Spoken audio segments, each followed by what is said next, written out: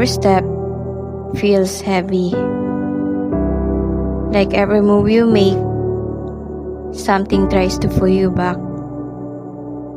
No matter how hard you push, it's like the word push harder. Lahat tayo, may kanya-kanyang struggle sa buhay. Minsan, tahimik lang tayo.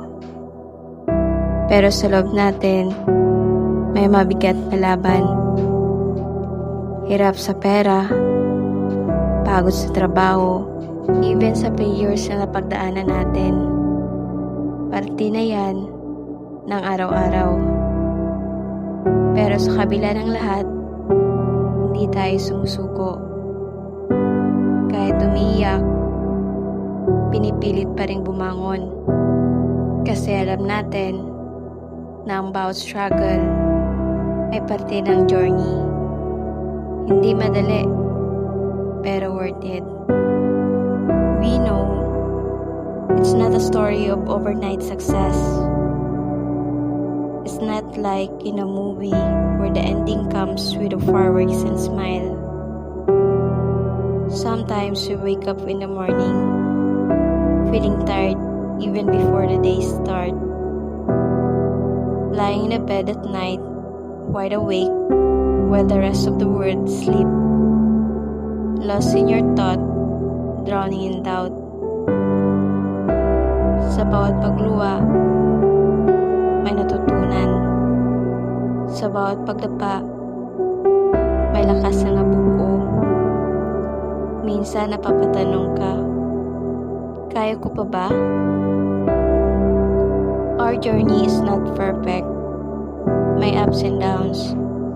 Pero doon natin makikita kung gaano tayo katatag. At isang araw, marating din natin yung lugar kung saan masasabi natin lahat ng struggle may dahilan. And before we end, I would like to share a verse. Isaiah 60:22. When the time's right, I the Lord will make it happen. No matter what today's look like, keep your faith strong. God can change your story and turn sorrow into joy. His timing is never late. It is always perfect. Keep praying.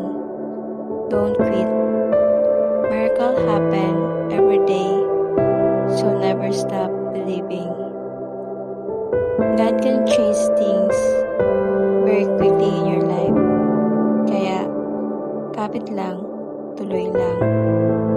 Because your struggle today is part of your victory tomorrow.